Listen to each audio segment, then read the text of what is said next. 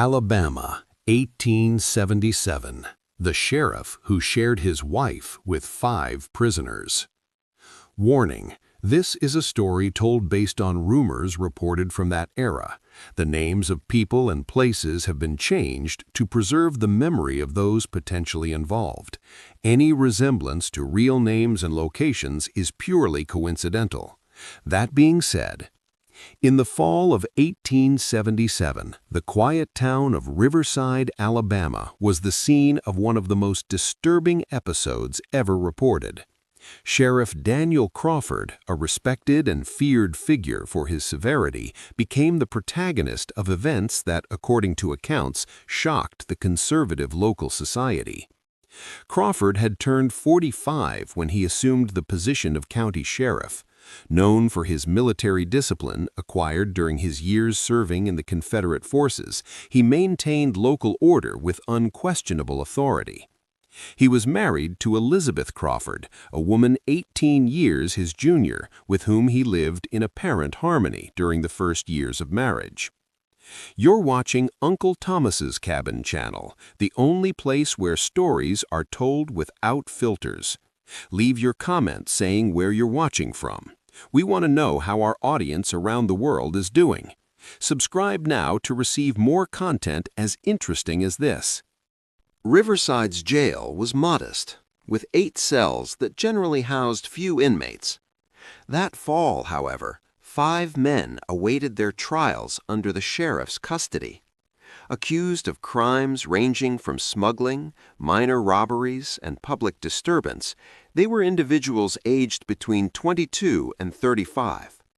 They would remain incarcerated for months while the slow justice of the era processed their cases.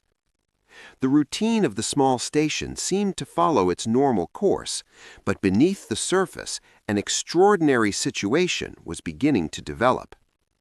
What the local population didn't know was that Elizabeth Crawford, suffocated by a marriage marked by emotional coldness and affective abandonment, would begin a series of visits to the jail that went beyond any conventional justification. At first, she brought home-cooked food and basic supplies to the prisoners, an activity her husband encouraged as a demonstration of Christian compassion, a practice valued in that religious society. However, these visits grew in duration and became increasingly private.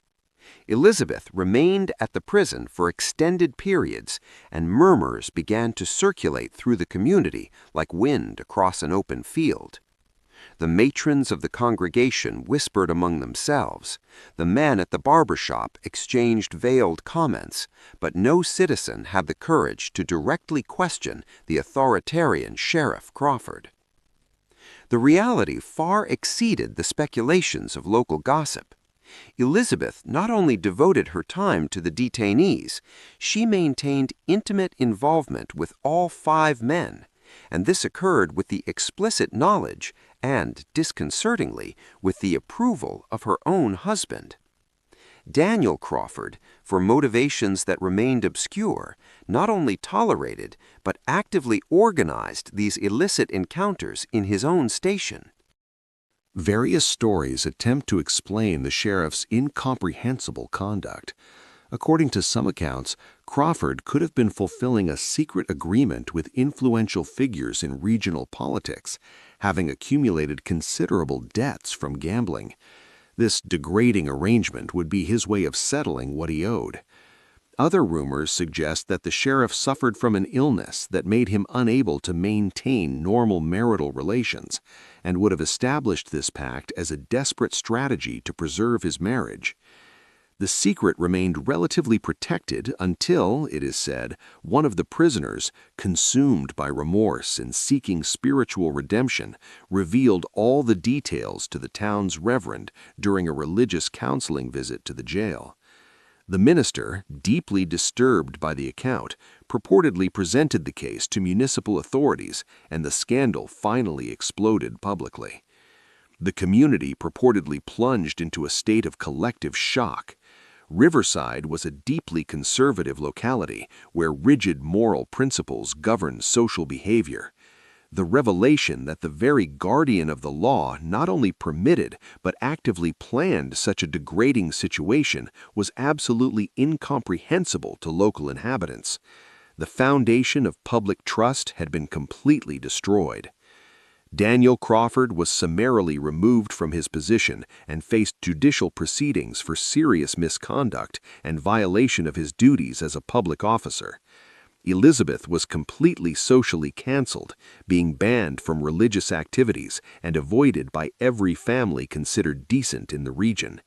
The 5 prisoners saw their sentences substantially increased and were transferred to more rigorous prison facilities. Crawford's trial took place in just 4 days. Multiple witnesses corroborated the facts presented, and the former sheriff could not articulate any plausible defense, maintaining an embarrassing silence during much of the proceedings. He was sentenced to 6 years of imprisonment and had all his assets confiscated. Elizabeth Crawford left Riverside immediately after the final verdict. According to unconfirmed reports, she traveled to Memphis, seeking refuge in the anonymity of a larger city. Daniel served only 18 months of his sentence before dying in prison, victim of complications from tuberculosis in 1879.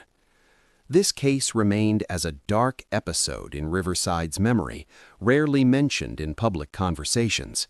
It became that type of family secret that older generations kept but avoided discussing openly. Choose now one of these options appearing on your screen and continue with us. Until the next video.